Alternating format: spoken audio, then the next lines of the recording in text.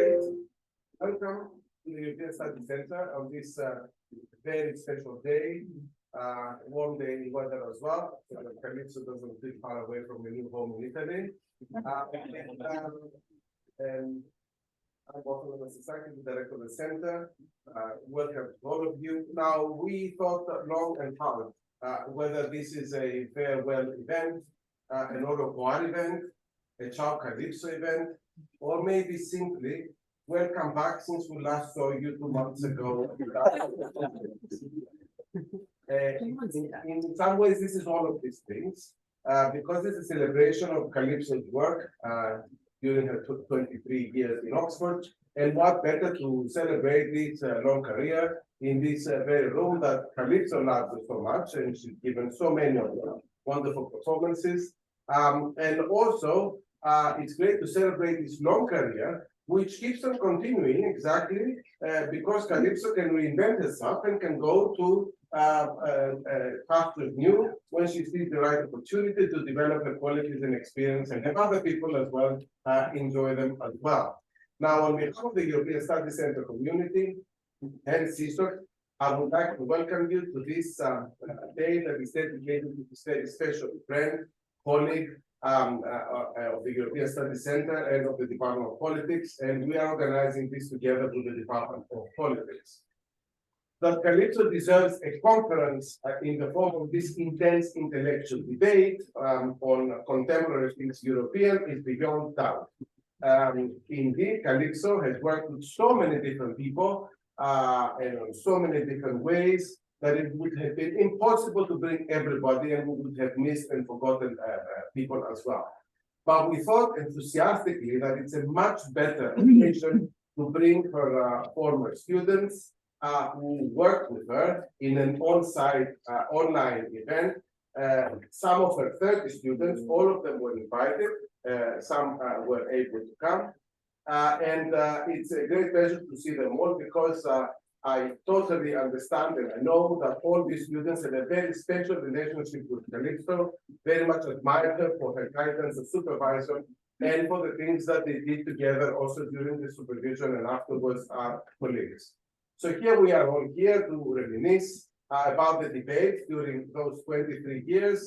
Calypso was in Oxford between 1999 and 2023, and to wonder whether the conversation she had with the students during the last 10 or 20 years are still relevant today, how things have changed, whether the EU is still the transformative power or what kind of power transformative it is, for what purpose, to look at all these issues, not from the conventional center alone, but also from other perspectives, the bottom-up, the peripheral, the vulnerable, the small, as well as the beyond.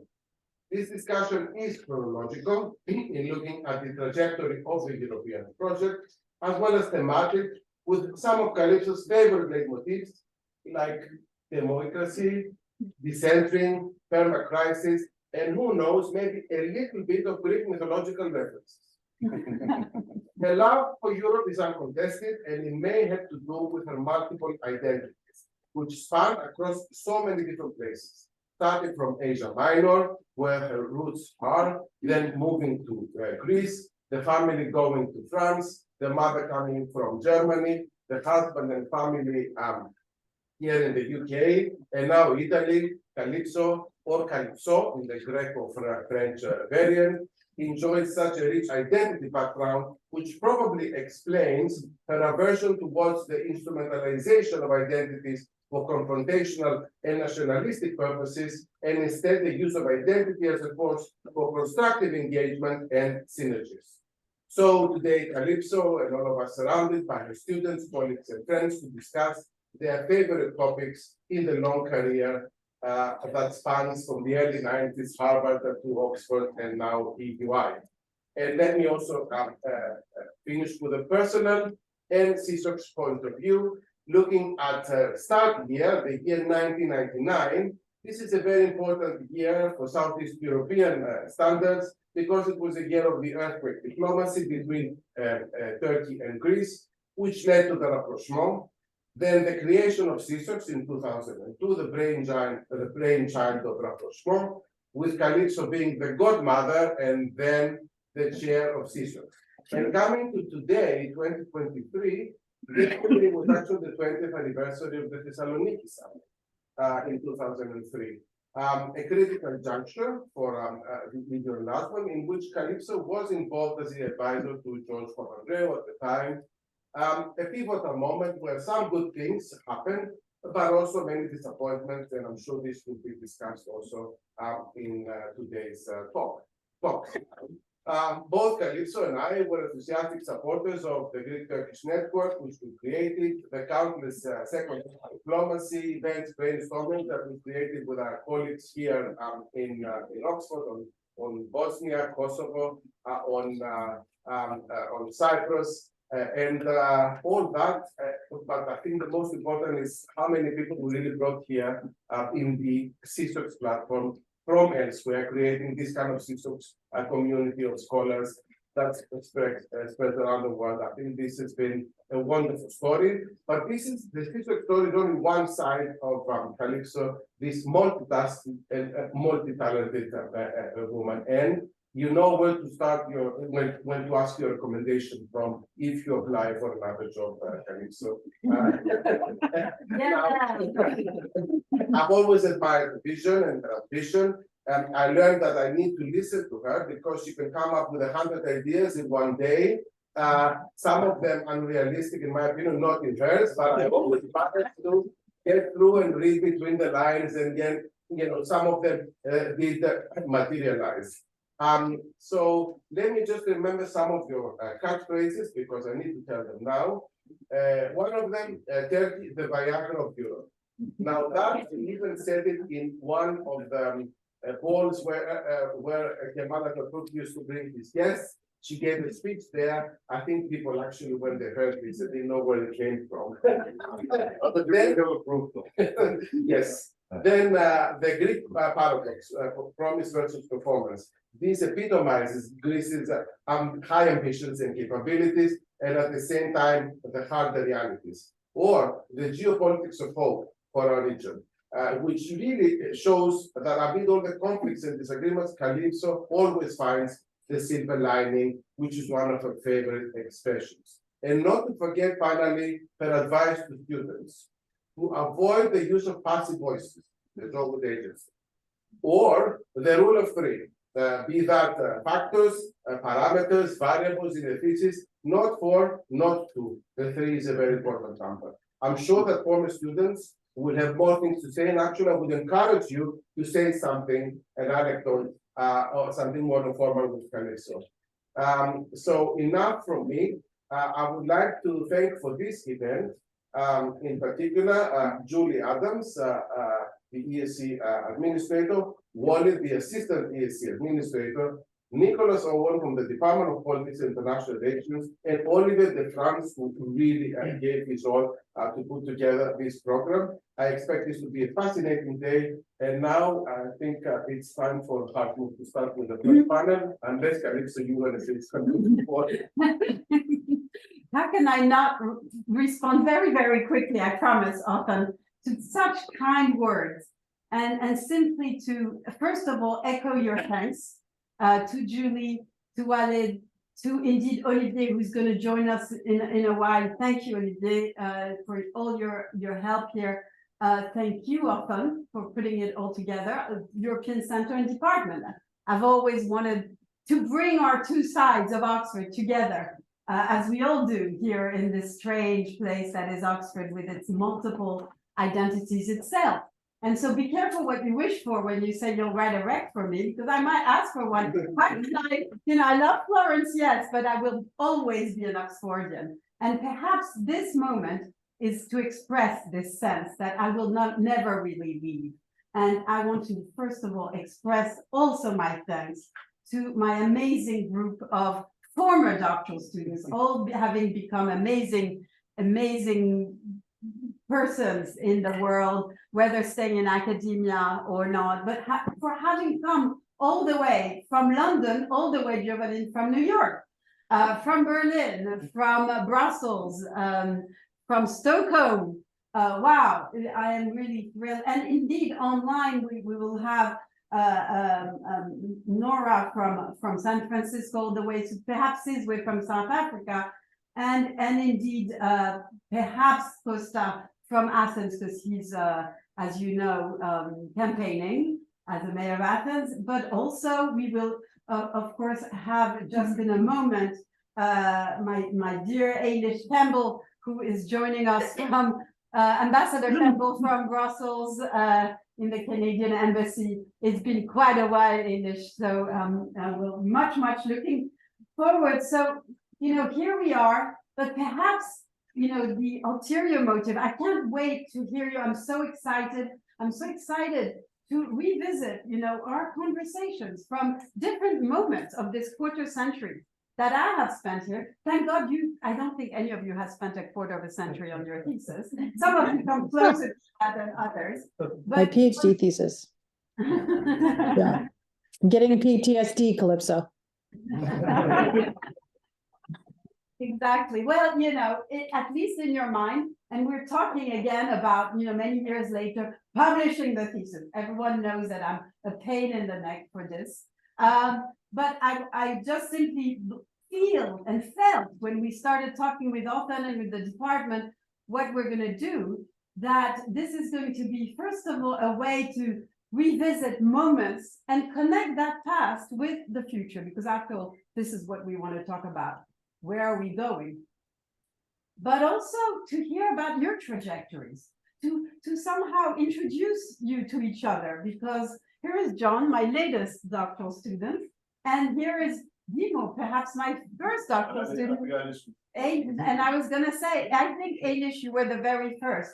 So you guys have never met, and everybody in between. So isn't it exciting that you will meet today, both formally around this table, which we've tried to make it into a circle, and in the informal time. So meeting together will be, this is one of the main reasons. So now we have different cohorts. I'm not now going to speak about every one of you, because you will speak at different sessions, and if you allow me, I will be a discussant at every session and deconstruct what you say, but above all, praise. Sorry, I promise that. Really, this is a conversation, right? We're just going to have fun and talk together. And what we want to talk together about is what we try to call the European condition. What does that mean? That's why we're here. What is the European condition? And of course, to some extent, perhaps just simply to give us the beginning of a thread, isn't it about always combining opposites? You know, combining perhaps the yin and the yang. The idea that we have the sheer centricity of Europe in modernity and the sheer provincializing and peripheral status of Europe at the very same time. How do we combine the sheer arrogance of Europe and perhaps its needed humility sometimes, you know? The sheer, the enlightenment and the terror of Europe. And I guess many of us are, you know, we're not only, and my PhD students were not only working on Europe, we are in an ICANN. Giovanni works on the UN human rights, but also he is working in the UN now at the Security Council. And Matt worked on WTO and the global trade system. But every time there is a European question in each of these global topics. And Juri worked on, of course, on just global justice, and Europe. You know, so Simone worked on small states and shared leadership and so much that we hope together. So that's Europe and the world, always Europe and the world. And of course, Kira, the most global, India and India and Europe, and India and its relation with modernity. And we could go on. And so we asked about Europe, yes, but we asked about Europe in the world, in the spirit of much of what has always happened in this center. I think we can say that, yes, we're a European center, and often, and Harmut and their leadership, and Tim will join us a bit later, have really been committed to making it a European center that's not a Eurocentric center. And I'm so happy that here in our audience, who are our participants, you're not just an audience, obviously, we have other regions of the world and globality represented. And Alice, my dear co-author, has joined us from Switzerland. So I think that we are going to be really able to, and trying to have a conversation. We're not going to figure out at the end of this conversation what is the European condition. Absolutely not. But we are going to ask the question together and just simply have the conversation in three phases. Everybody has the kind of moving déroulement that we try to come up with, which has a bit of a chronological flavor, both in terms of our doctoral students. So you will see that those who speak first have lots of gray hair. No, that's just a joke. Because I don't even have gray hair. Oops, I won't say why. But so a bit chronologically also about Europe, we go back to 20 years ago. Harmut, I'm sure, will have things to say about those memories, all the way through, the present condition of Europe's centrality that's not, and all the way to a session 3 where we'll be trying to use that past and present to think about the future and this question of Europe's status at a moment of great global transition, green, digital, geopolitical, and all of this. What does this all mean for the challenges that Europe faces? So I can't wait to hear you speaking with one another, meeting one another. I'm super hyper excited. And on these words, I pass the floor back to Harmut, my dear friend and colleague. This is an honor that I never meant to have. Celebrating and marking the departure from the center is something that I could never imagine, because the center without Calypso is, I don't know, it is Hotel Oxford only. You can pick out, but you can never leave. And Calypso will always be in this room and share the spirit and so on. And I think, I remember in 2016 when we were all crying Brexit in this room, and I'm sure we will have tears at some point today as well, and I'm not looking forward to that. And I feel two people in this room went through the whole journey and know all the PhD students. I think it's Ari and myself, and half of them were his babysitter while I babysitted the mother. And in that spirit, I think this is an authentic Calypso event. We all know from Calypso. There are surprises, and I recently went to the EUI, and she masterminded a wonderful theater play, and the surprise was that the audience could change the direction of the play, because there was basically, you could vote. Do you want this to follow this route or this route? And it was fascinating because the people had to prepare, and no one knew what the audience would decide, which route it would go on. And we might do the same today and ask the audience, do we want to do into democracy? Do we want to stay on the Rubicon? Do we want to talk about Euro lines? Do we want to question the assumption that consistency is the virtue of small minds? Do we want to challenge the one voice mantra? Do we want to, as we always do with Calypso, have constructive propaganda? I'm looking forward to this, and as everyone said, no one better than my students. And I think we start with Ailish, and in terms of titles, he's an ambassador, the highest title that one can imagine, and that reflects on nothing less than the highest, because Calypso has not only the fastest brain, but also the biggest heart. And I think this combination, I think, is reflected in what she does, and I'm sure the students will share that sentiment. Ailish. Good morning from Brussels. Can you hear me okay? Yeah, great. Calypso, before I make 3 quick points, I do want to just take one special moment to say a thank you to you.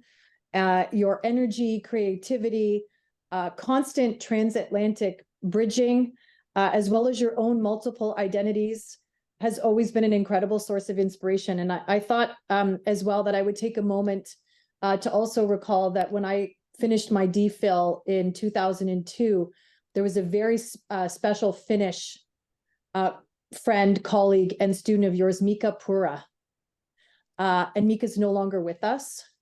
And so I really bring his work as well on ICT and e-commerce. He was an entrepreneur, He was someone who thought deeply about global governance and also about what the European project meant, particularly to his own home nation. And so I'm thinking of him and all of our fantastic experiences together. And if anyone's ever finished a PhD with Calypso, you do know you kind of need what would I call them, like thesis therapists that also help coach you through the final drafts. Nari Woods was one of mine, but Mika was as well. And the PhD, which thanks to Calypso, was published by Palgrave Macmillan in a St. Anthony's series around the supranational governance of social policy in the European Union. You pushed me so hard on that thesis, Calypso, and I'm still able to dine out on it in Brussels because the labor market, as you know, is not finished yet in the EU. Three thoughts for you this evening, or this morning, sorry, based on Calypso's research. The first is really around the power of member states. And Calypso, c'est toujours un défi si vous êtes française, si vous êtes grecque, si vous êtes américain. Je pense que quelqu'un m'a demandé qu'est-ce que c'est la nationalité de votre prof, et j'ai dit transnational. I always said you were transnational. Were you Greek? You were French? You were European, American? You were, of course, all of the above.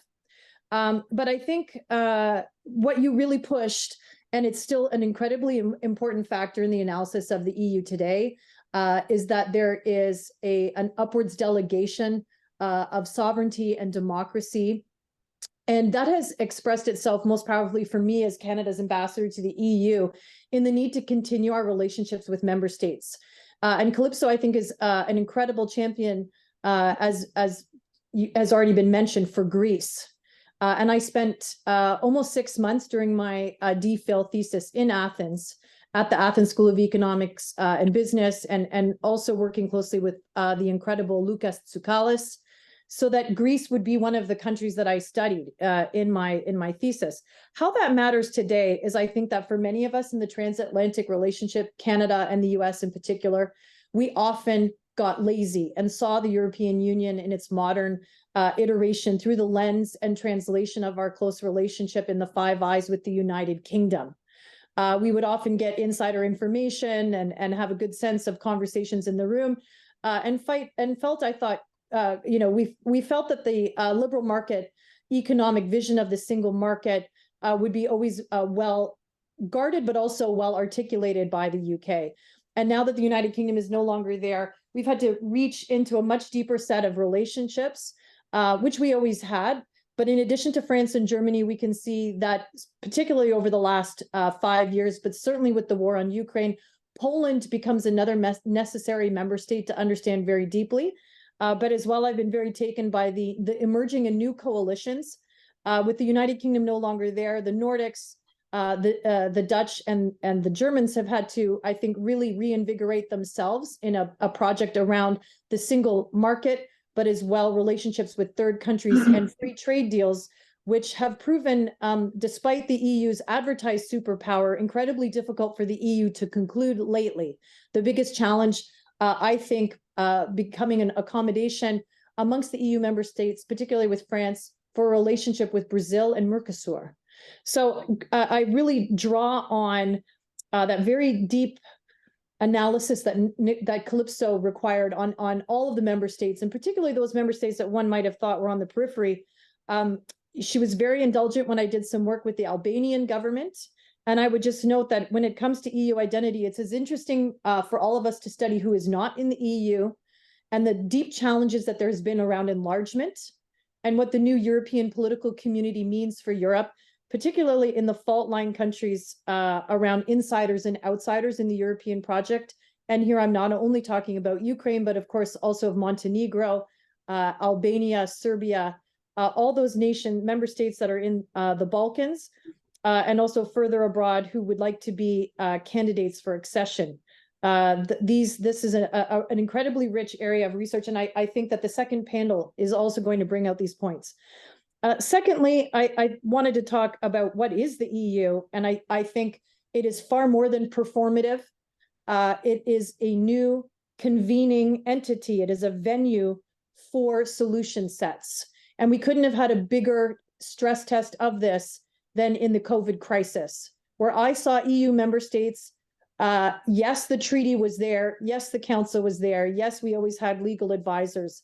But the EU as a venue for solutions to new challenges is more important than ever. There are new configurations combining the European Commission as a venue and as a solution option provider with member states in new forms of committees, where the member states clearly are the decision makers and can decide whether they want to act in concert as the 27 or as a subset. But whether that's been COVID or the other incredible stress test of providing temporary protection to Ukrainians, or the European Peace Facility, where we've actually seen for the first time the provision of fiscal resources to purchase weapons.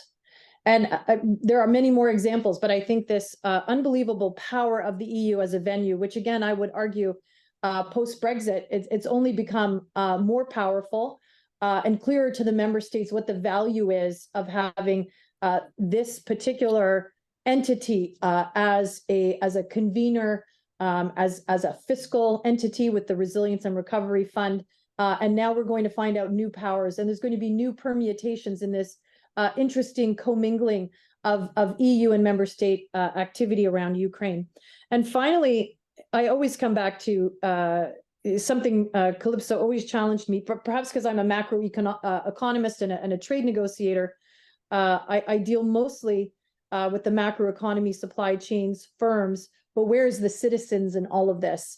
And Canada has developed a very deep sense of an inclusive trade agenda, which is based on citizen participation, on many different civil society groups, on environmental activists, on various forms of configurations of what I might even call a citizens' assembly for trade. We're not making the most of these tools.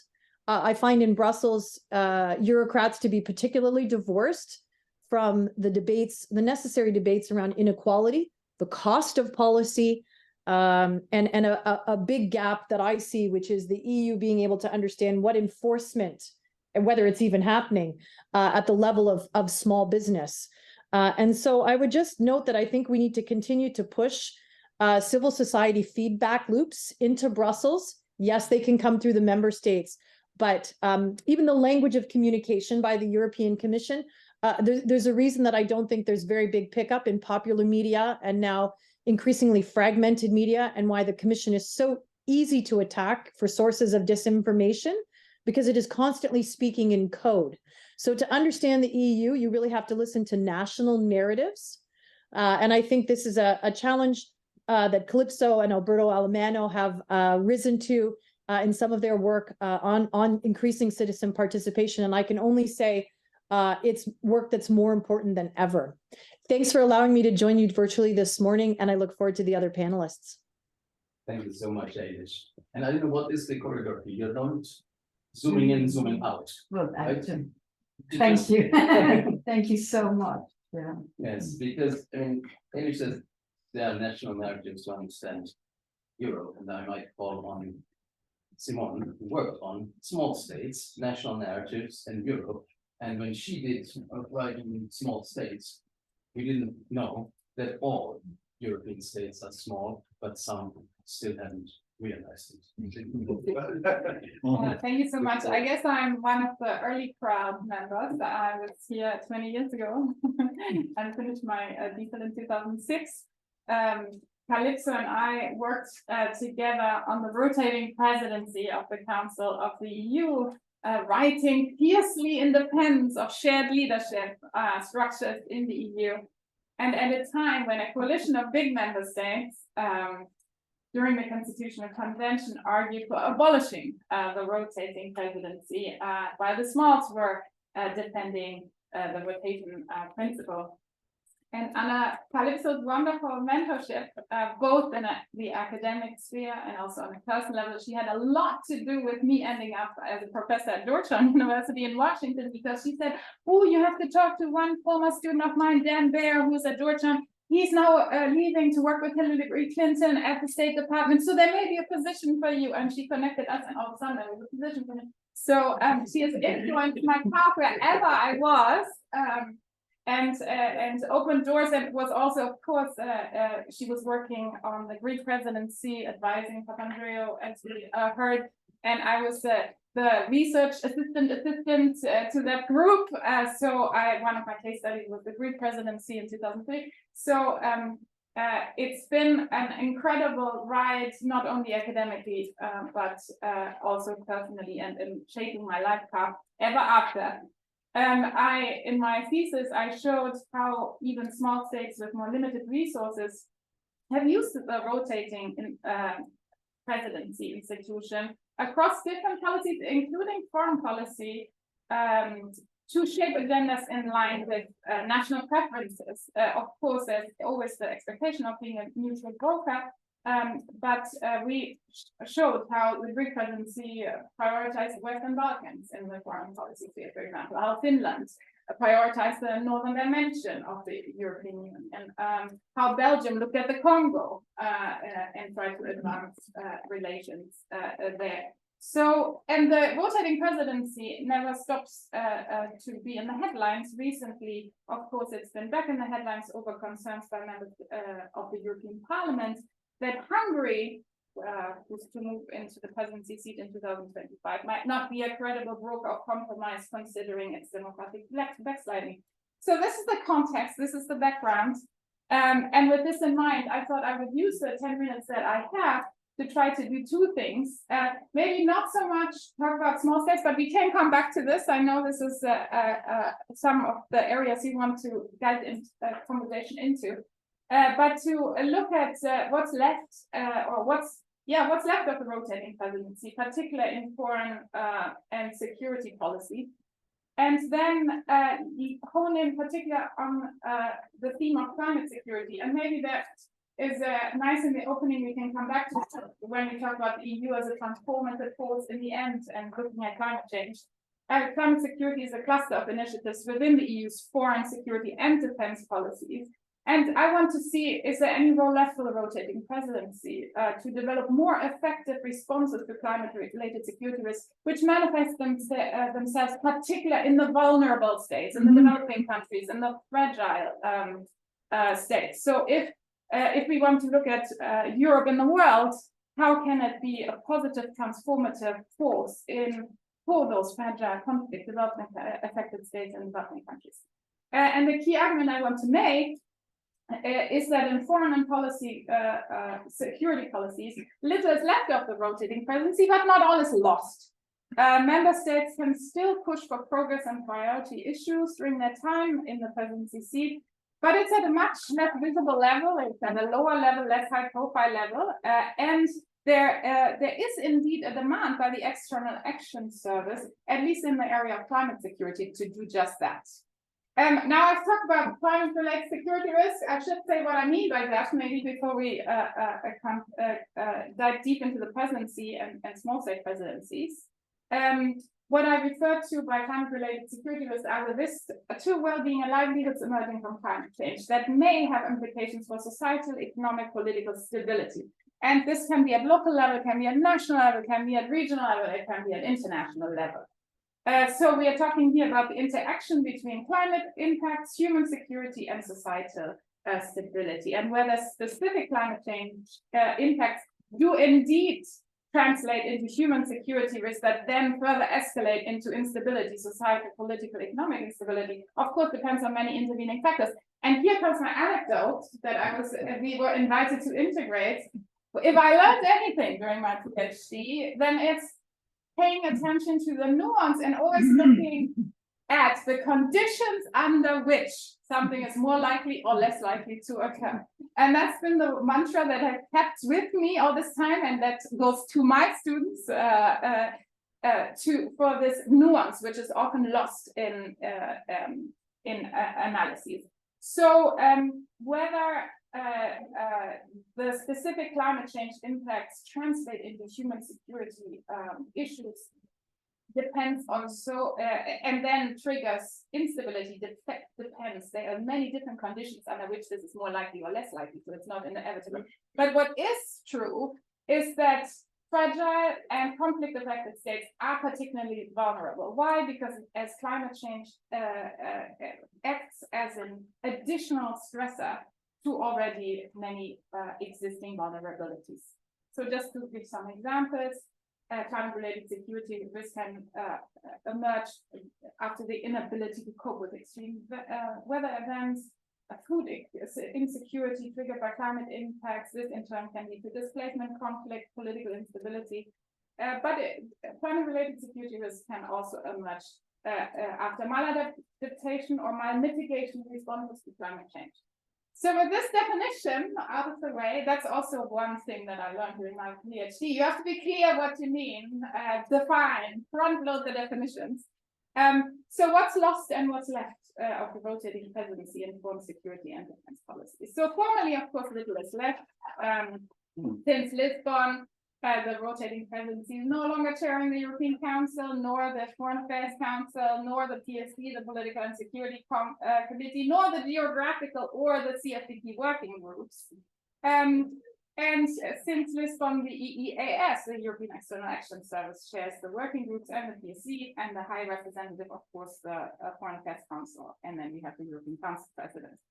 Now, interestingly, but perhaps not surprisingly, losing a member state, whether big or small, in the driving seat that pushes issues all the way from the working group level up to the European Council meant that both the Foreign Affairs Council and the Political Security Council seem to have declined in importance. And that's very visible because they're no longer automatically involved in drafting foreign policy elements of the European Council conclusion, hence they're less able to shape them. And it's also visible because the prestige and drive of the PSC chair, formerly a member state, has been lost.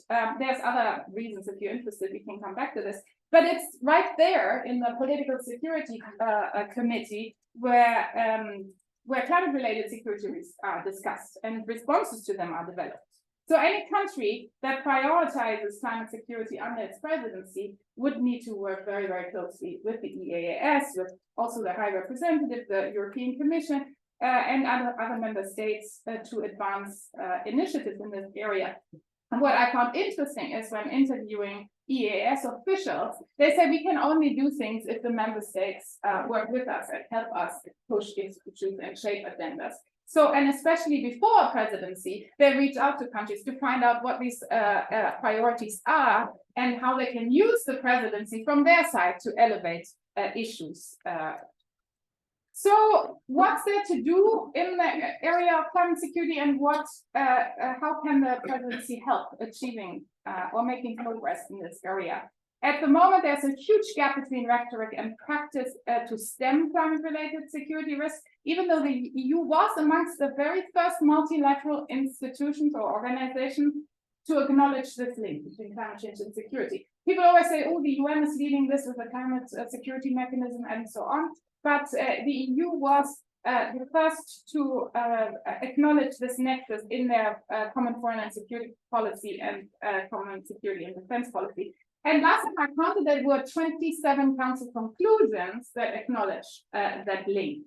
And there's recent framework documents of this, the climate change and defense roadmap, the concept for an integrated approach to climate change, the strategic compass, etc. But there's a lot of focus on this long-term prevention, let's reduce emissions, climate mitigation, or there's emphasis on short-term crisis response. And that leaves all the risks that we see manifesting themselves today unaddressed. The main barriers is that not all member states prioritize this issue at all. There's a perception that just working on climate mitigation and adaptation is sufficient. And there are structural barriers. And these structural barriers have a lot to do with how do we deal with cross-cutting issues. And I'm here thinking about the EU as a transformative force. If the EU manages to think in light of the growing complexity to tackle policies in a more integrated way, that's how you deal with cross-cutting issues. And then there is a lack of alignment between the European External Action Service and the Commission, and that's particularly visible in the European Green Deal, which acknowledges the link between climate change and security. But the European Green Deal is not conflict sensitive. So those are the barriers. And here, how does can the presidency, and with that, hopefully I move towards the conclusion. I'm getting my 10 minutes are coming to an end. So the presidency can still push for progress, not at the formal agenda setting stage, but informally. And it's still, as in the past when Calypso and I worked on this, Sweden, for example, organized a number of workshops, conferences, and seminars on climate-related security risks to advance the discussion in this space. They organized a workshop in Brussels on this, the first ever. They brought the PSC ambassadors on this topic to Stockholm. All of this happens behind the scenes, but it's pushing behind the scenes that can still make a difference. Of course, there's a group of member states which work in this space, and they formed the group of friends for an ambitious EU climate diplomacy that the rotating presidency can rely on and work with. I already mentioned the collaboration with the EEAS. The structural barriers, working through them, is more difficult, but I see that a lot of member states are bringing together the defense actors, the development actors, and diplomacy, and more of that can happen at the EU level, where the rotating presidency can play a vital role. And then finally, I talked about this need for an alignment between the External Action Service and the European Commission, and they're currently working on a joint communication, and the Swedes hosted not a workshop, and a closed door talk, what such a joint communication to align actions to stem climate-related security risks could look like. To conclude, presidency has suffered a serious demotion in foreign policy, but at least informally, not all is lost. What I think is really, really important, and we are moving here away from the CEO, ministerial, heads of state level, the political level, to the technical level. And at the technical level, maybe to move away from this big rhetoric, yes, we acknowledge the link between climate change and security, we now have to get our hands dirty. And maybe that's where the mid-level management and technocrats can come in to make sure that joint initiative and investment reaches the most vulnerable places. And I think Russia's war in Ukraine has added to the pressure to address the links between the environment, natural resource management, and conflict. And the pressure to move from rhetoric to action. And I think that's also something that I've learned from Calypso. Nothing works if you just say at a rhetorical level. You have to act and drive issues and be passionate to move agendas forward. Thank you. Thank you, Simone, for a very passionate advocacy for action on climate change. And thank you also for reminding the younger generation of PhD students who are looking for jobs, and they believe in algorithms and perfect CVs and rationality. You reminded us of the human factor, as our colleague Archie Brown would write, when it's about getting jobs, don't forget, invest in humans and they will return your investment. And I think Calypso is the example of that really lifelong give and take and the solidarity that she has formed with her students. And I think what you described about Georgetown is very representative. We all know that Calypso is a freak or freakish. We were reminded she's American. Front load the definition is a German way of supervising, and we all know that she has German roots as well, and thank you for reminding us. On the list of my marching orders, we now have Lars Hoffmann. I don't know whether he is online or not. Are others online? I can only see Julia. Yeah. So maybe I do what Calypso would do, improvise and step in for Lars. Because we share this wonderful experience. You know, Calypso and I have been friends and partners in crime for many, many years. But the biggest gig we had was the Gonzales reflection gig. And Lars Hoffmann and myself were Sherpa. And Sherpa meant Calypso was one of the wise men, and she always said, and women, of Europe. And she recruited us, Lars and myself, to go to these meetings for 18 months in the council. And Calypso, this was fascinating. The human interaction, what is happening, the political and so on. It started because Sarkozy called for the end of defining Europe's borders and don't mention Turkey and make sure that they will never be Europeans. And what happened is people said, oh, let's constrain. Sarko and let's have a wise men group to study the future of Europe. And 12 wise men and women were selected. Felipe Gonzales was the chair of the group. And early on, we realized that, of course, this was the ticket for him to re-establish himself in Europe as potentially the new permanent president of the council. So that was a political thing. We all knew that there was a lot of money spent and 18 months of consultation in order to prepare a 30-page document, which was, let's say, not taken as seriously and importantly at the end of the process as it was presented at the beginning, because there was suddenly a crisis and there were political changes and so on.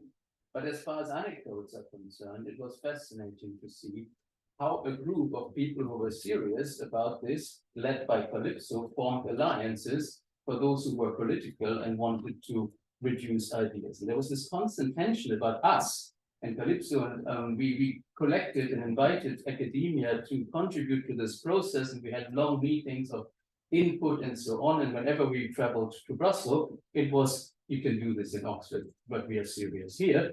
And Felipe wanted to have his version of the report, and the consultation was a bit of something interesting. But Mario Monti was there, and Mario Monti impressed me by always saying, Calypso, you are the inspiration. You were the inspiration of that particular group.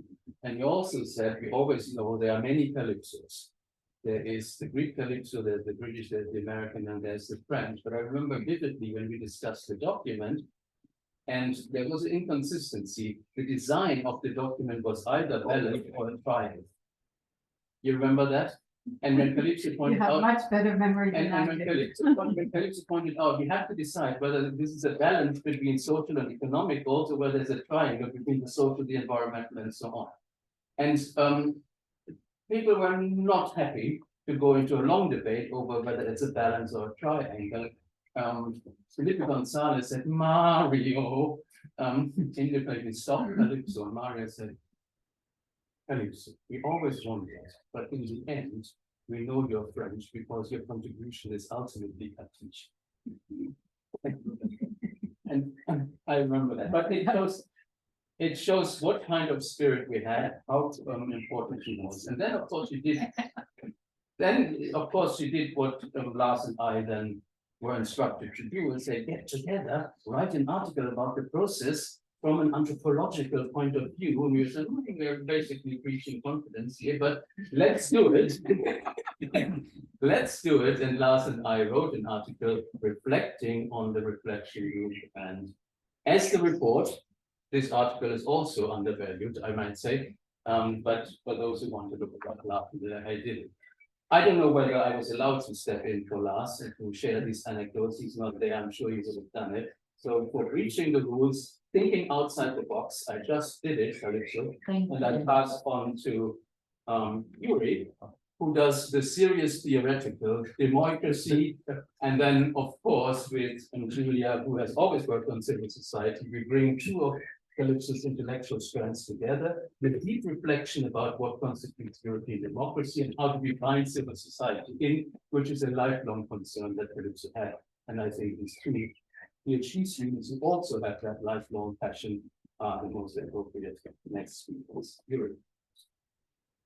Thank you very much, Harmut. I won't actually talk about democracy, but about solidarity. I think another related value related, and also some Calypso charity. So it's a great pleasure to be here. Thanks for the organizers. I think it's a great opportunity to speak and reconnect. So I have to say that entirely stemming from my own failings, I wasn't exactly sure about the format of this Calypso Fest until recently. And by recently, I mean last evening. Initially prepared a research talk in philosophy that touches on the EU, but then I realized this is a thematic panel about Europe within and from beyond. And I was reading the title of the panel and the questions that were subsumed under it. I thought, how on earth will I make a contribution to this, let alone 1 in 10 minutes? I haven't really done much work on the EU in the last years, let alone any empirical work, but I've mainly worked in political philosophy and related areas. But then I saw that one area to explore that was mentioned concerned whether and how our debates on topics have changed over the years. And I thought about a topic that Calypso and I have been talking about for a long time, namely the topic of European solidarity. And solidarity, incidentally, figures both in the first piece I ever read by Calypso, and it also is the subject of the first piece he ever co-authored, which already authored over 10 years ago. So these brief remarks in the next 10 minutes or so are meant as a conversation starter on European solidarity, its meaning, and its import back then and now. Do we switch back? No. Okay, I will go on. So for better or worse, I think European solidarity as a concept and a political slogan is deeply ingrained in the self-understanding of those promoting European integration.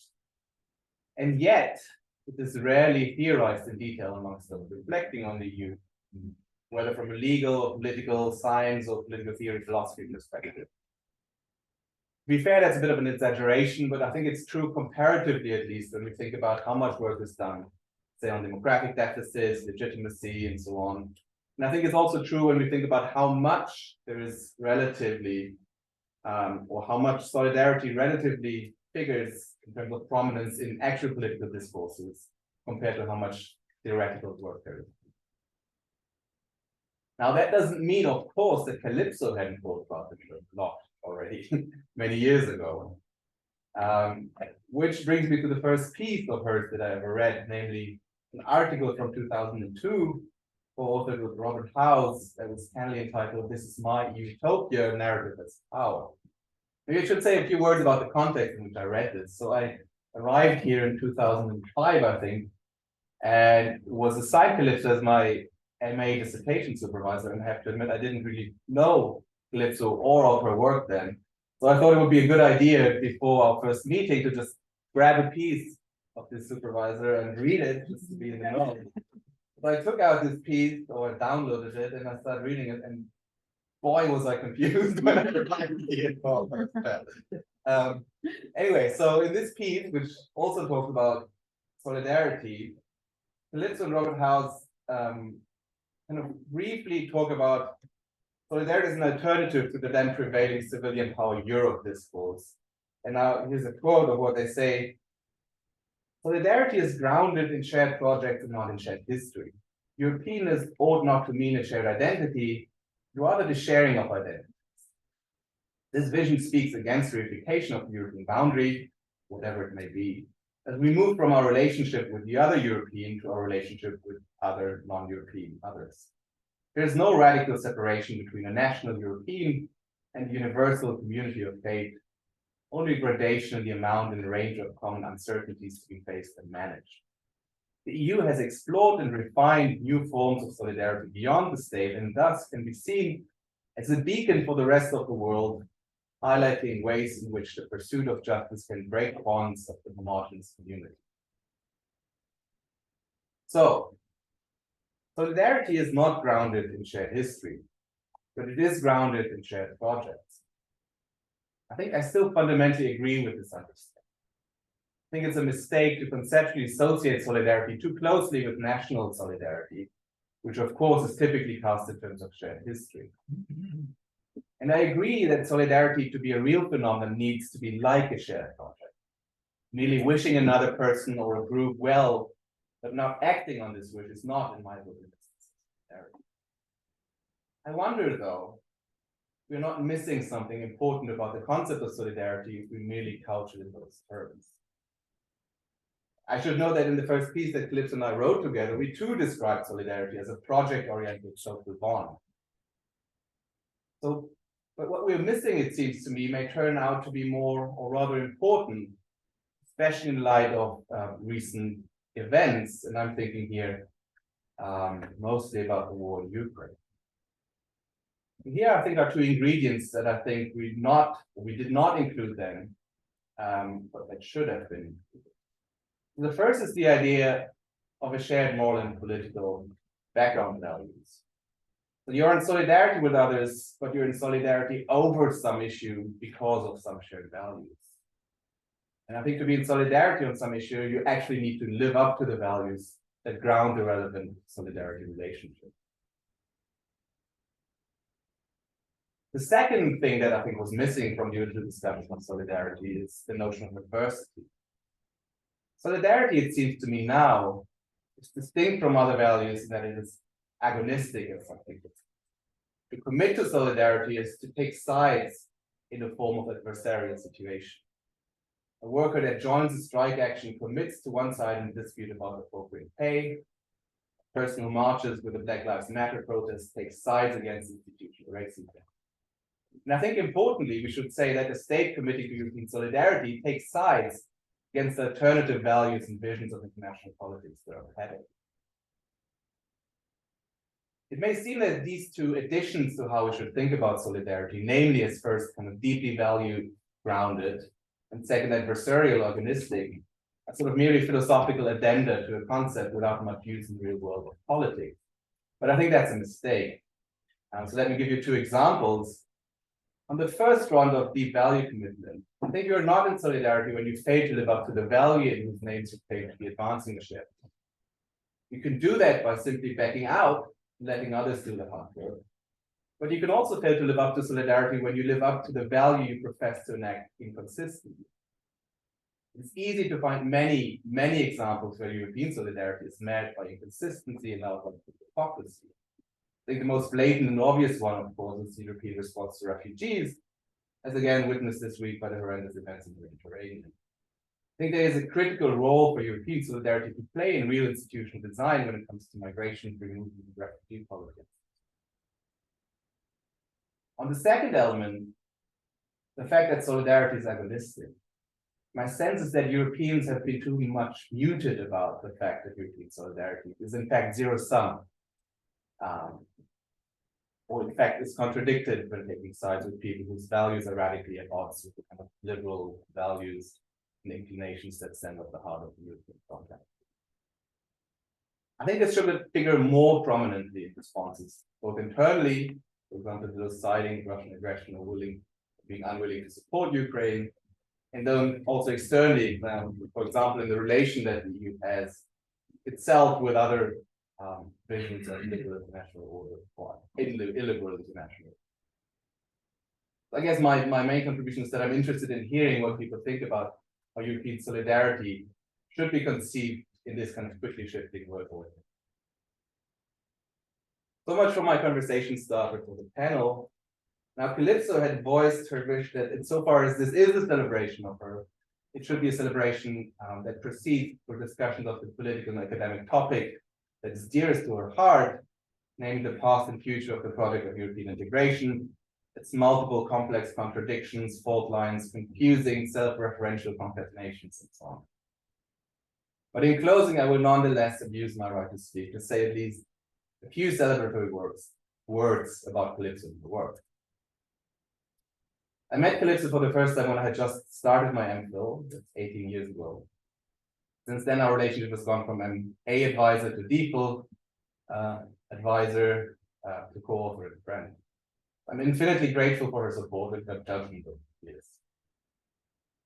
Sometimes people talk about the EU as an instance of 1,000 flowers blooming, kind of microcosmos or laboratory for how to navigate the facts of cultural pluralism, democracy, sovereignty, interdependence, and many other values in an increasingly complex historical constellation.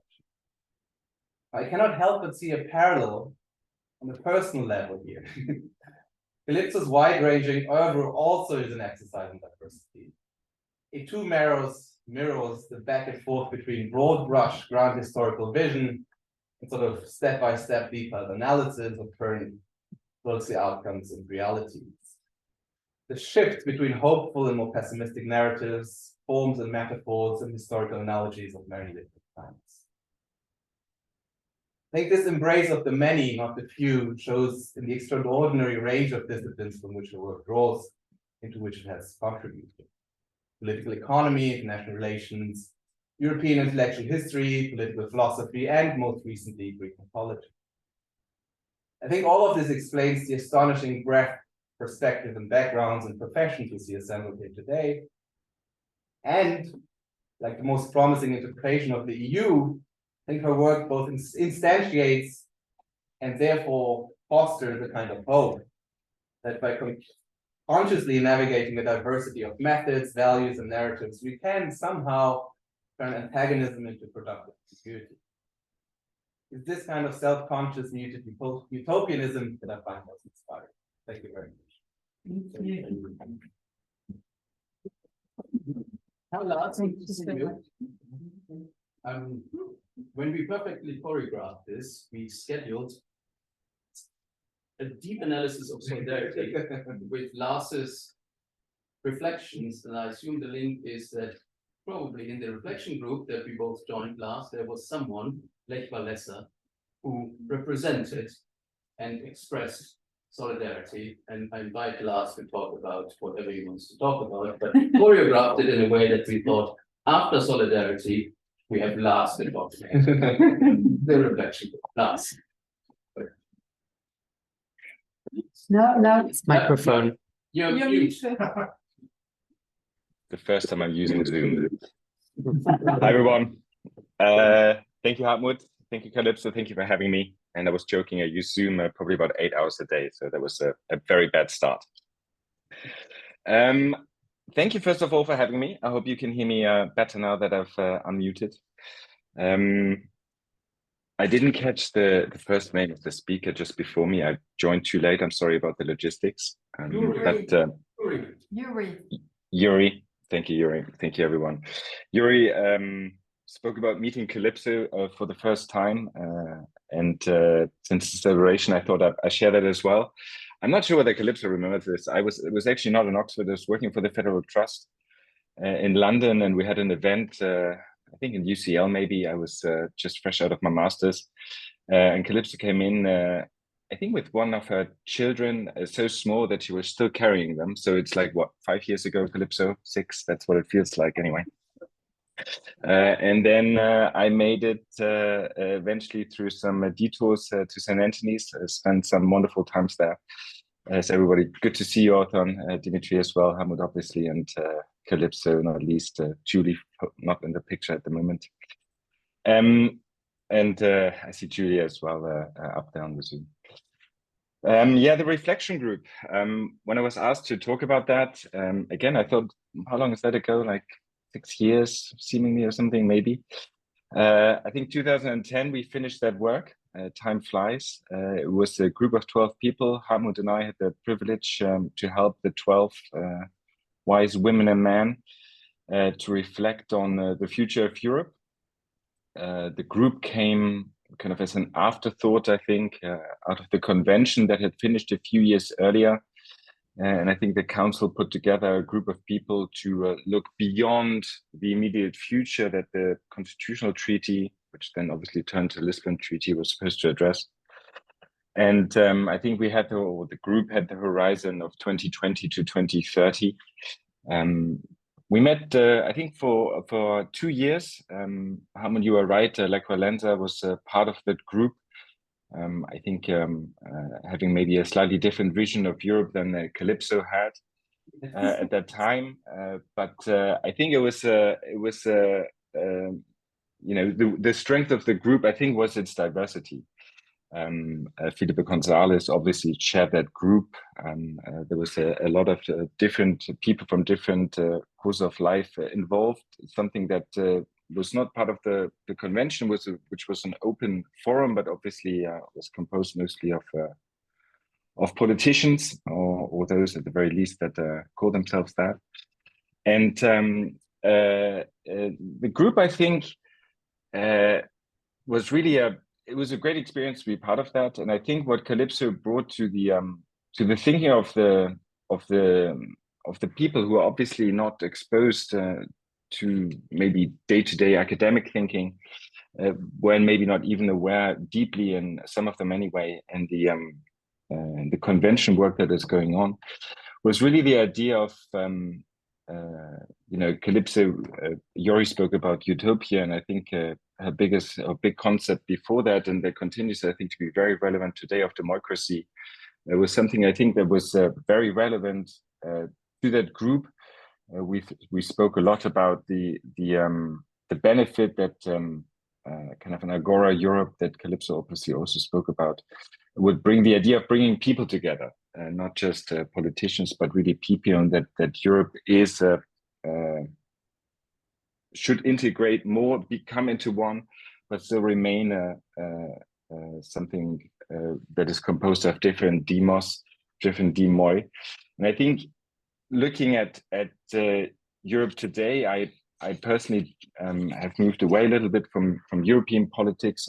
I work in the field of internet governance, really, but we do work a lot with national governments, and we see that in areas where there is a unity of European interest that comes together, even at the international level. That doesn't mean that Europe has to speak as one. It doesn't have to have one demos. But I think the idea of us being unified together and still maintaining our separate and individual understanding and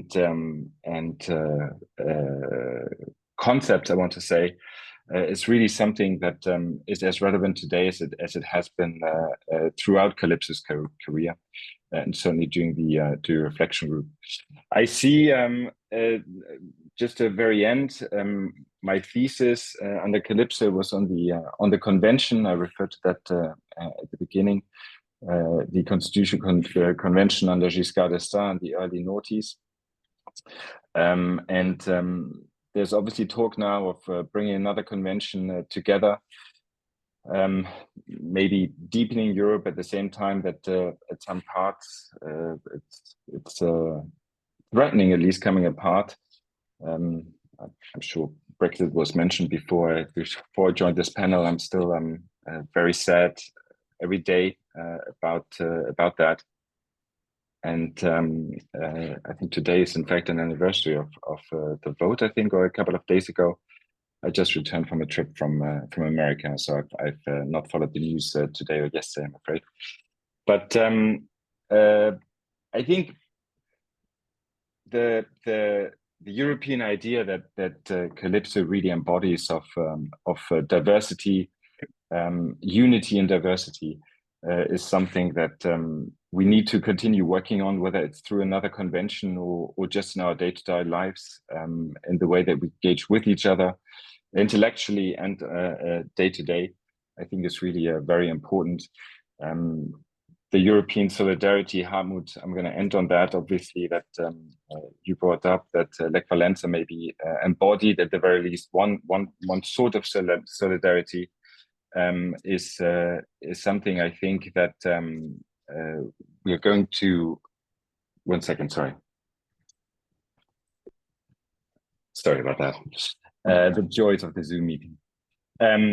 The sense of the solidarity that came, I think, for the first time, really in full strength with the invasion of Ukraine a couple of years ago, is something I think that teaches us that Europe continues to have to play a very important role in the world, and that we can only kind of fulfill its potential with further integration without losing the idea of that we are all different and we should celebrate that together. And I think I'm gonna stop there and pass it back to Harmut and to others for open discussion. Thank you. Thanks a lot. Thanks a lot, Lars. And these are great memories that you bring back. And of course, Lech Walesa always said solidarity, but if you remember that, you also asked for 5-year economic plans. Yes. And in terms of giving an example where in terms of unity and diversity, I remember vividly, and Lars, I don't know whether you remember, when we worked on this plan, the individual 12 members signed the document. And Calypso had the idea, in order to represent the diversity, everyone should sign with the city of their birth and their city where they live. So everyone has 2 cities, right? And if you take the 12 people, it would have shown the whole variety of Europe, and we advocated that. It was a wonderful idea, and we got the permission people boom, saying it's Brussels, Brussels, Brussels, because under Lisbon there's a centralization of Brussels. And we had that tension between the centralization, the unity and so on, but also the rigor that comes from the Commission occasionally. And we love the EU, we love the Commission, but we cannot love Europe without being a bit critical of the Commission. And I think Calypso is a representative of that view and expressed it very strongly. Sorry, Jonathan, to say this, but I think it was part of the whole spirit last year. Remember that bit, right? Someone who defends the Commission and that's how we designed it as a loudspeaker. That's Julia de Clerk-Sachsse. Julia. Thank you so much, Harmut, and thank you, Calypso, above all.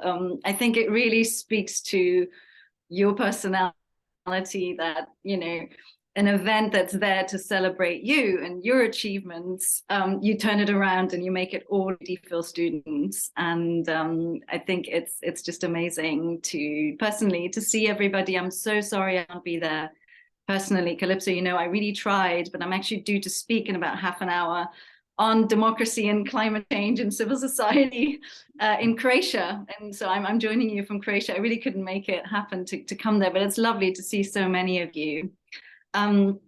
Calypso, a few more words about you as well. I mean, you've always, Calypso was both my supervisor for the MPhil and the DPhil. And I'm going to talk a little bit about European civil society, but I don't think it shows sort of Calypso's both analytical, academic rigor, but also we talked about that already, border crosser and integrator and bringer together of people and ideas. I actually did international relations, and yet I wrote my PhD thesis also about the EU's constitutional convention, so political theory and EU. And I think only, you know, Calypso as a supervisor would be like, yeah, but this is really, you know, hardcore international relations, IR. And I ended up, you know, in working for the European External Action Service, working in diplomacy a lot on foreign policy. But I think, Calypso, you really sowed the seeds of this sort of bringing disciplines together, bringing issues together, and I'm so grateful for that. It's something that I always found difficult. I think as a European, it's very difficult to kind of go in and out of political practice and still keep a foot in academia. It's much more common in the United States. To do that, that's maybe your American hat. I mean, you've opened so many doors, both intellectually, conceptually, and also practically. So thanks for that. Thanks for leading by example, and thanks for giving me this academic home. And that's also to Harmut. I think Tim is in the room or will be there later. Oxford and the European Studies Centre has always been this place I could come back to after sort of the vagaries and brutalities of European policy making, European foreign policy. And then I'm really happy to have that. Not that it's any less kind of peaceful necessarily. We've had interesting and debates and rigorous debates. but yeah, so on that note, again, a huge thanks to you, Calypso, for not letting me off the hook as well. You know, it's like, I think only you would get me to like talk on this panel when really I have to run in like 5 minutes and still come up with what I'm going to say in the next one, but I really wouldn't have wanted to miss this. I'm going to say a few things. I just want to upfront, because this is about the European condition, and just a thought on sort of the European Union's condition and looking backwards, and I'm not sure forward, but even at least to the present day, something that will maybe come to bear a little bit more in the next panel, which unfortunately I won't be there, is this sort of the changing of the European Union really having been founded as a construct to a national power and to all the horrible parts of nationalism and national power, and kind of put an end to war and pool power together, maybe also then empower member states to do things together, but really to kind of deconstruct power.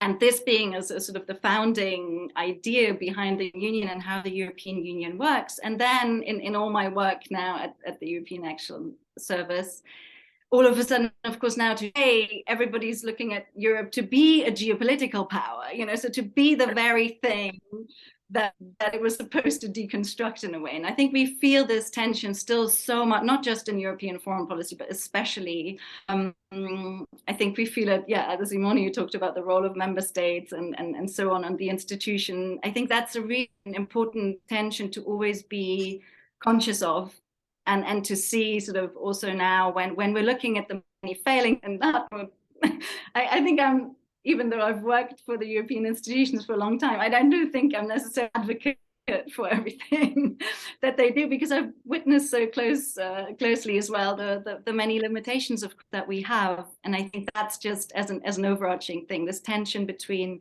kind of deconstructing, neutering power, but also then projecting power. And how do we do that? And how do we do that in this sort of very, very loaded geopolitical context that we currently find ourselves in?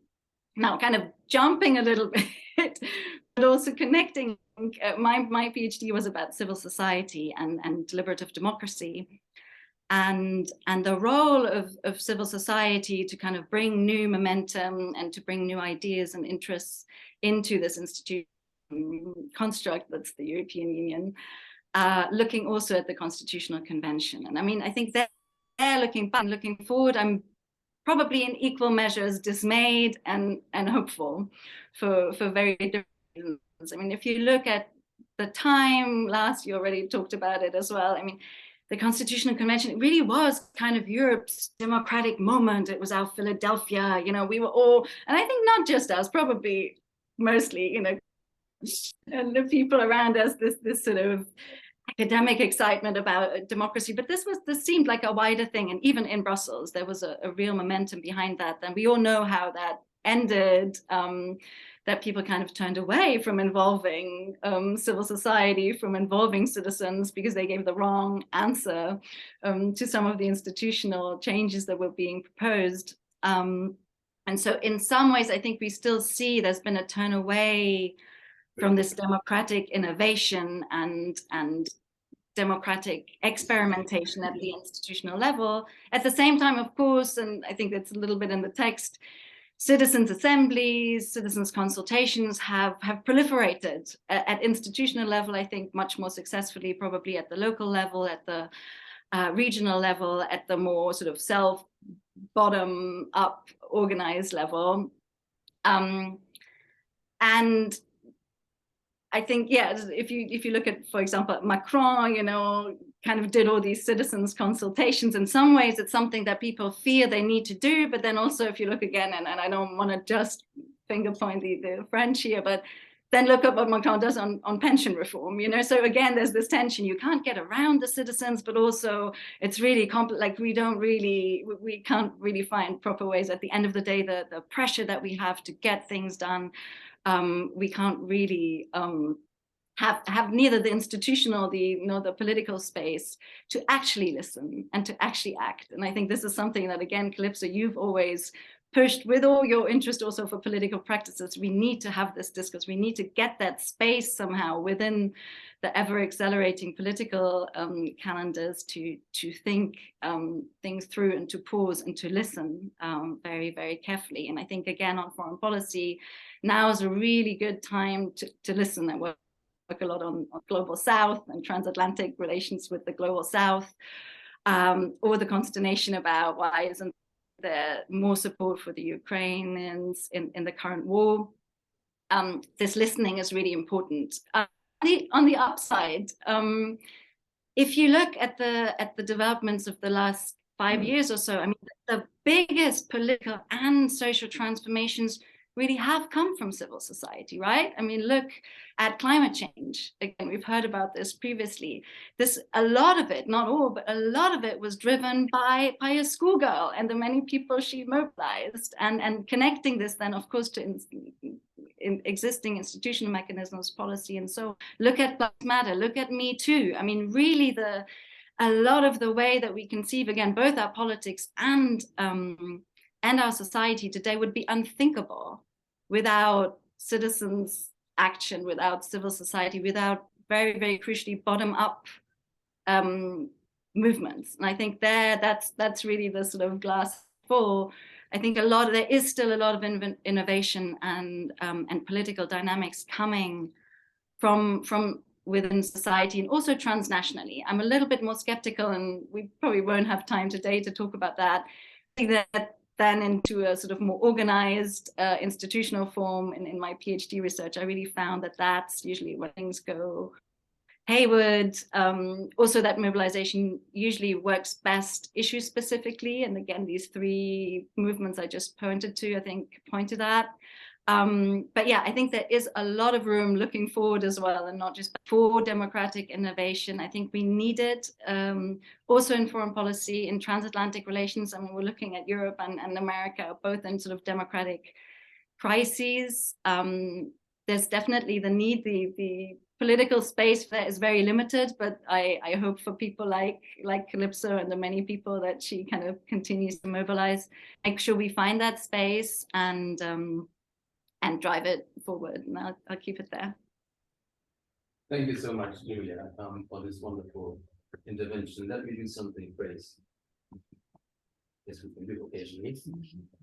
Let me make the strong feminist point, because we have such a wonderful collection of very strong women who studied under Calypso. And of course, she chooses strong women, but she encourages them to go for it all. And all of them have successful, very powerful and influential husbands.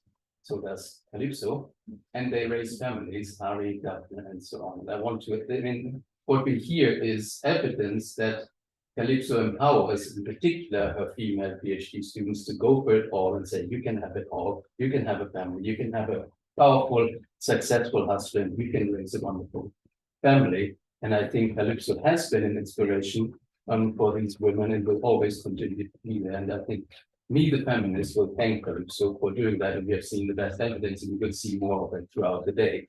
But this is my inappropriate thinking out of the box. I zoom back and zoom Calypso in to center stage to comment on what we have heard this morning.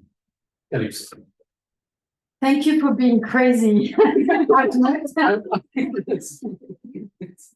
and indeed for suggesting actually that perhaps much more than my being an inspiration, this gathering is really a testimony that you all have been my inspirations, you know, throughout my life here. Just testified by my almost tears at this moment, you know, and of course, next to the silver lining is the silver tear that I, you know, do once in a while, you know, shed, and it is just so moving to hear your memories, to hear your words. And I just want to thank you for, you said, who said it? Maybe Ailish or Simone. You say we don't let you, I don't let you off the hook. It's true. You always hear me. Have you published your thesis, chapter? I'm such a pain in the neck. But you are never letting me off the hook, you know, and whether it's all of those things we publish together, the second page of the program, I encourage everyone to look at all of this, but just the conversation, your sheer lives, the sheer fact that all of you, you know, none of you can be put in a box. Absolutely not. And you're all somewhere in between and combining, you know, research, deep thinking, and action, one way or another, from one angle or the other. And Julia, you just spoken here in Brussels, there in Brussels. I know you've never left us, really, as you said. And this is why I think it's worked often, Harmut, that yes, I apologize for the many questions that are listed in the program. I was literally thinking of all of you who were coming, and the questions I wanted us to have as conversation starters, or the questions which will be abandoned, but still are there, because today is just a moment. And these are all threads of conversations that we've had. And indeed, just to pick up a few of the points, very few, in terms of all the advice I gave, or you falsely remember that I gave that, or whatever, you know, on methods and linking research to action. But one what I would just kind of react to is, Juri, yes, I think the suggestion implicitly is read a bit of your supervisor, but don't go too much of your supervisor. Not before you leave. Although I I do say to students still to this day, when you plan your Viva, make sure you cite the person who's going to do your Viva. You agree? So, but be careful.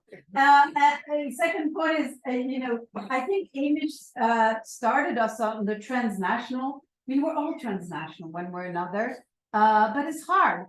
And it's hard for the EU. And part of that weird Europe that we are with has had to reinvent that transnational promise, beacon, experiment, and messes up kind of most of the time. But that's what an experiment is. And Tobias just entered the room. Tobias and Juri, and I like the fact that you've now borrowed each other's identities. So They have the same shirt.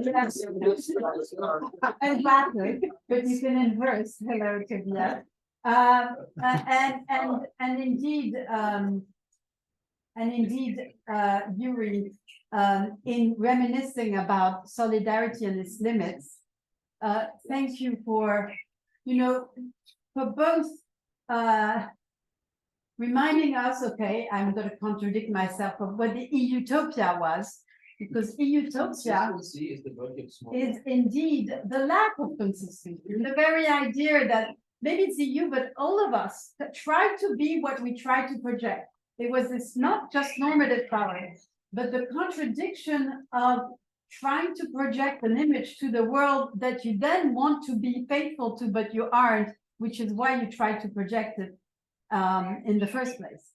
And so that contradiction, reminding us of the tragedies that have happened in the Mediterranean a few days ago, and the word hypocrisy behind it, and what does liberal mean when we so much advocate today, connected to 20 years ago, already post 9/11, that's where we, project ourselves, a contradiction in terms and in action. And yet we still continue, and as we all do.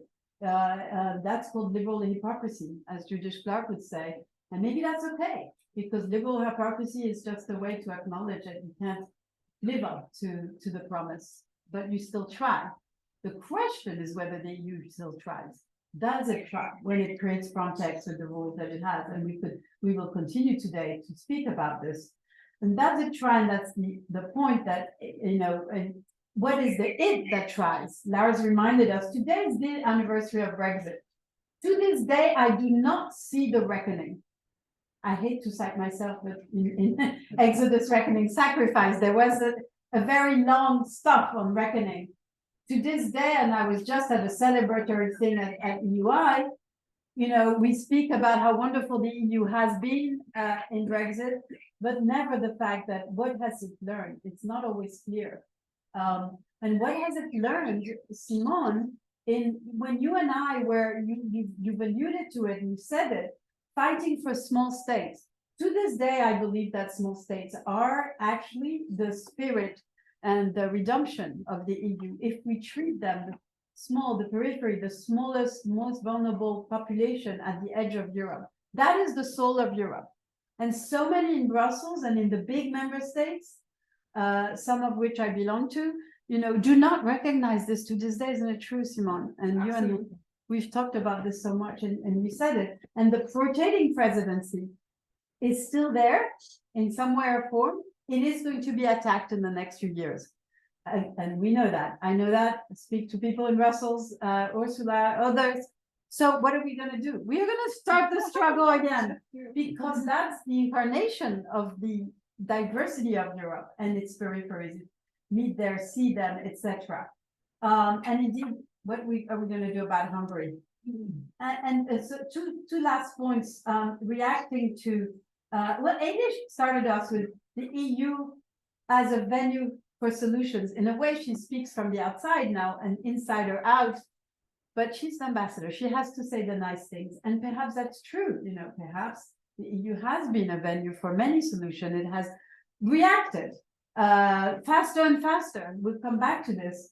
And Simone, you talked about, human security and climate change together. Yeah, it's invented new frames. And in fact, Julia, the acquired new power, but in the process lost what it was all about, which was to deconstruct power. So what do we lose? What do we gain when the EU does more is one of the questions you have raised. And I would add then that at the end of the day, both Julia and Ailish and all of you kind of reminded us that the challenge today is going, yes, there is a vertical dimension to the EU, but how do we go all the way down? These are the conversations we started, 20 years ago. What is the place of citizens in this story? And I want to say more later about this because that's my big passion these days, to make it happen. Research, action, how do we make it happen? And I will want to have all of your insights and energy to speak about that. So on these words, and thank you so much for the tears in me right now. It's theater in 4 acts, as we know. We finished the first act just on time. There's 2 more. Perhaps we take a few minutes for reaction. For reactions, okay. And to each other too. I mean, we're okay. We're having lunch here in the garden, so we can take a bit longer to react. Keep speaking the James. Go. Do it. Reaction. Or to each other. Reactions. Conversation starters. So let's continue to start and react. I shouldn't have promised lunch. Is everyone so hungry? I'm gonna maybe break the ice, but only by saying goodbye. I'm so sorry, I do need to run, but it was this even more questions, Calypso, that you could possibly come up with have sprung to my mind. It would be really wonderful to continue the conversation with all of you. Matt, it's so nice to see you. Matt Eagleton Pierce, like my Harmut, everybody, thanks again. Thanks, Calypso. I hope I can watch the rest later on. I see this is being recorded. And I do hope there is, you've sort of started a conversation as you often do, Calypso. I hope we can, not just today, all of you, but also beyond today with so many of you. And thanks again for having me. Bye-bye. Thank you for bridging Croatia and Oxford. Juri. And Lars, you didn't realize that, I mean, thank you for reminiscing on these amazing days where I pretended to be a wise man. As my kids say, you're neither one nor the other, and we certainly know you're not. We're not sure about the man's part. And Lars, you may not realize that just before you came online, Hartmut tried to incarnate you, which was really kind of cool. And it happened when you were Boer Sherpa. So I remember that. And incarnating one another. So we're just kind of echoing something that happened 15 years ago. Can I say something? Yeah. Just to kick off the conversations. So one theme in this whole exchange in the first panel was the biographical journey. I think Ailish started it very capably, if I may say so. And going back to the early years, UK was very much at the center of European policy making. It was made perfect sense to discuss all those issues from Oxford. And in many ways, going to the moment of the Convention, the Lisbon, the sort of UK vision, or the Blairite vision of Europe that came to dominate the actual design. Fast forward to today, I was just curious, everyone around the table, to compare, contrast the moment we find ourselves in. I do remember I was on stage there, but you guys had almost a collective therapy session the day after the Brexit referendum in this very room. And obviously your biography as a researcher and thinker and analyst and activist very much is connected to this issue of the UK in Europe. And so Brexit came up in several of the entries. I think Lars referenced it, you did Calypso as well. So maybe it might be a good moment to think about what was back then, how it changed over time, where we are now. And studying European Union affairs, Oxford. Are there some advantages apart from the obvious disadvantages, being on the margins of this whole project? He's the chair. You agree? Yes. It's very interesting. I was, John. sorry, John, sort of Calypso's last, hopefully not least. Yeah, that's been based. Last but not least. Yeah. And we Jay, who is not Yeah. is coming later. So I didn't know that I would sit here before entering this room. And I didn't know what, like, whether I had to say something, and I'm happy to brought this up. I think that really speaks to what I had in mind about this conversation and the excitement that people share here so much for Europe. And it's something that I see now every day when I work on the archives about the Blair period. And just yesterday I was looking at it, and things you find there, for instance, that at that time, for the first time, the European flag was shown constantly at the government buildings. You find references that say that diplomats shouldn't talk about the continent anymore because that assumes that Europe isn't part, the UK isn't part of the EU. And just this general excitement that you feel at the time when you had a financial crisis, when you had a war in Yugoslavia, and all of that. And sort of when we talk about how the European project has changed over time, I sort of think that at the core, somehow it's still the same. And you see that when you look at the different treaties, the preambles and so on haven't changed much. But the surface and this excitement, I think, is changing. Right now, we have a war in Ukraine, we have a pandemic, of course, we have a financial crisis, and the excitement is not exactly the same anymore. And then I thought sort of how Calypso embodies sort of European Union, and then I thought, well, for Calypso, the excitement is always there, and she sparks it wherever she goes. And I think that sort of having this conversation today also shows that the European flame is still burning even in sort of the UK on this day. Things can only get better. On the UK and Europe, I have a colleague who warns PhD students and saying, don't work with Harmut and actually spy. It's paid by the European Union and he wants to indoctrinate the very class law. And I said, no, that's the least. Well, actually, funny you say that because I mean, I have been a paid spy by the Foreign Office in this whole Brexit period, during and after, and you know, basically all the way.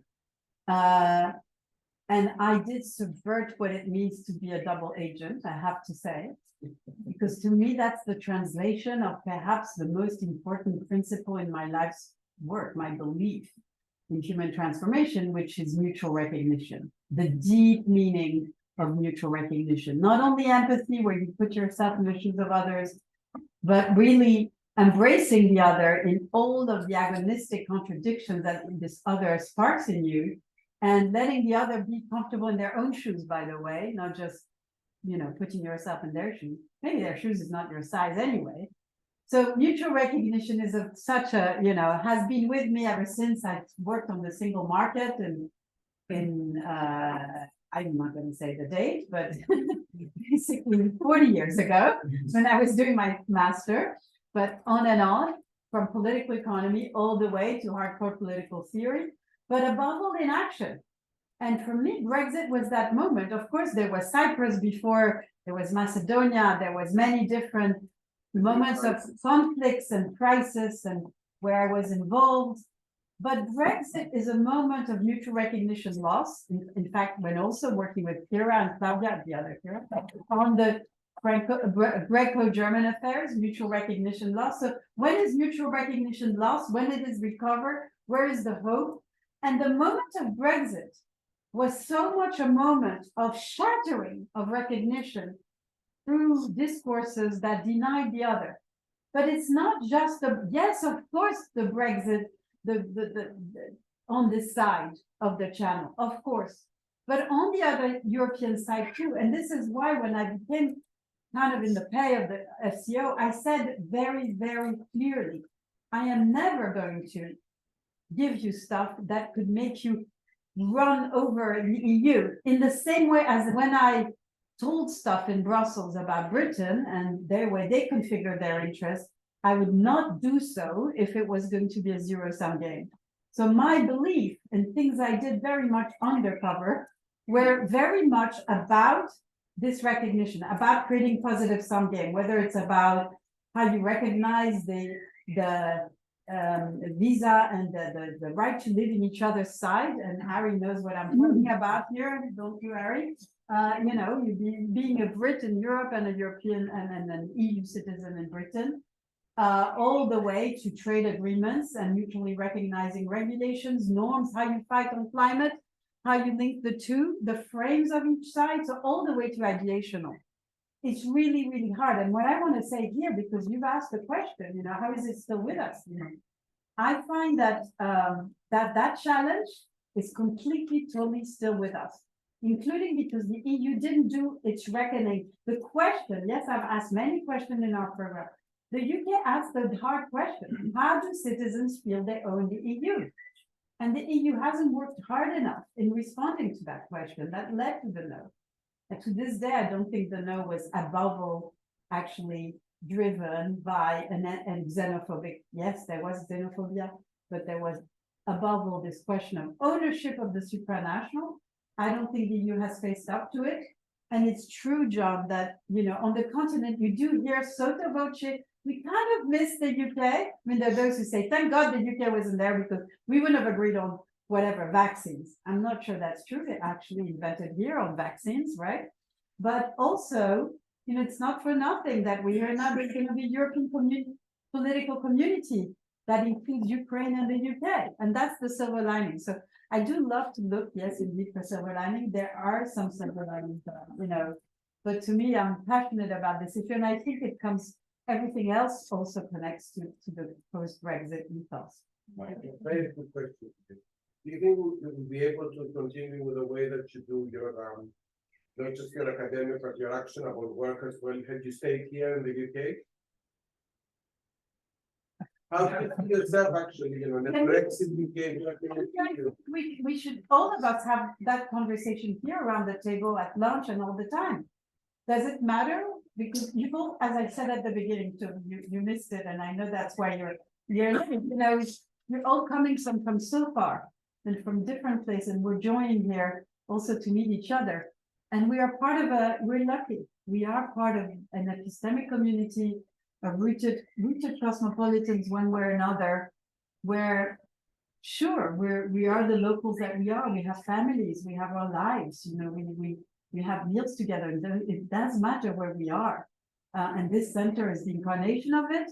But at the same time, we're connected. It's just amazing. No, the connected is political positionality, you know, is completely different now compared to 20 years ago. Yeah, I'm trying to do the silver lining thing, but you're calling me out on it because it is true that being quote on the continent does make a difference. It is true that it's hard for Oxford to live up to the promise that, oh, we will be an EU island in Britain. We can have a very long conversation about how, you know, Oxford, the vice chancellor wanted all our emails to have .eu at the end. That lasted about half a day. So how do you do it? You, my friends, you know, you try to continue doing it in this center and you succeed, but it's not the same thing. Clearly the UK is, I mean, will always be European in very, very deep sense. Let's never forget that this country was the most faithful to your EU laws of all the EU states. That's one of the Brexit paradoxes. You know, paradoxes is what we all love, right? So we can say yes and yes and yes and no and no and for all the questions. But what do you all think before we go to lunch? Maybe you guys who spoke, who are around the table, does it make a difference, you know, that you're in Stockholm versus in Britain? Or in Berlin versus Oxford, you know, or well, you know, you're here. You're in London and with Matt, and that's not too far. But does it make a difference if you were, you know, on the continent? And Juri, of course, right now you're in New York, so wow. I think in my case it does make a difference. It looks much less significant. In decline. Yeah.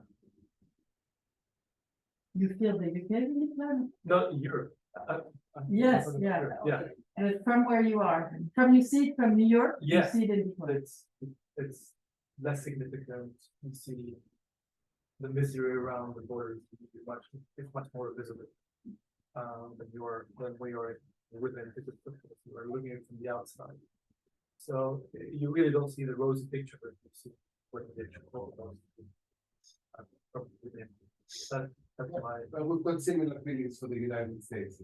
Not exactly. That's mutual recognition. That's fine. We have many. Are you looking at us? With this line? Not necessarily, the dark side is with us. The dark side is with us. But coming to your final comment, like, what does it actually say about Europe, the fact that the most faithful member, like, UK, is applying EU law more faithfully than any other member? What does it say about the EU that that member has actually departed? And you have in the EU those who are faith compliers.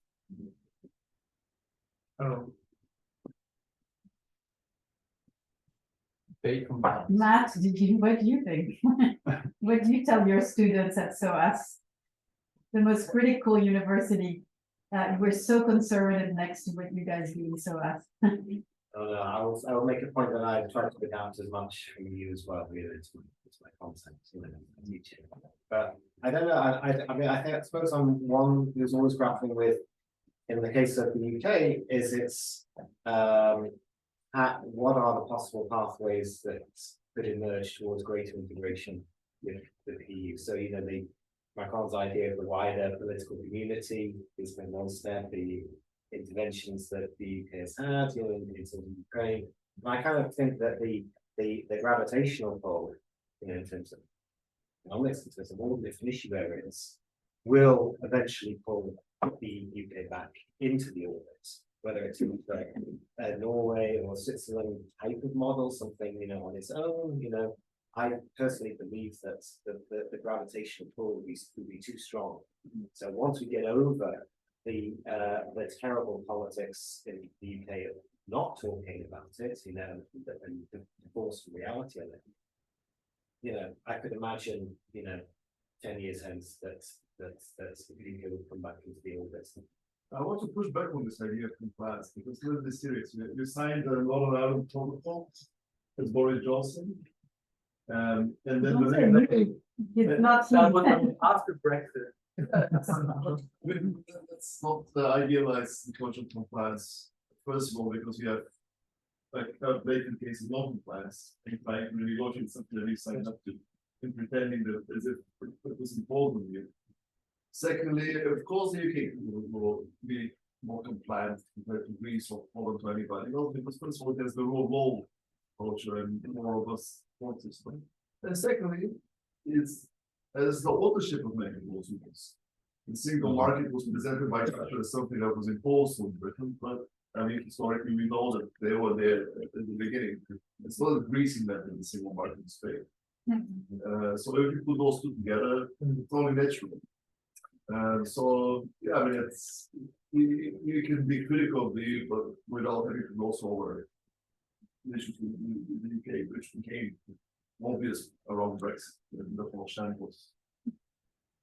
And the biggest problem is that we cannot even discuss the big word because, you know, when I go back to this kind of political anomaly that existed for all these years, it's a kind of a very strange environment. You know, you're not allowed to speak, but you know that that's the cause of many of the bads that have happened since.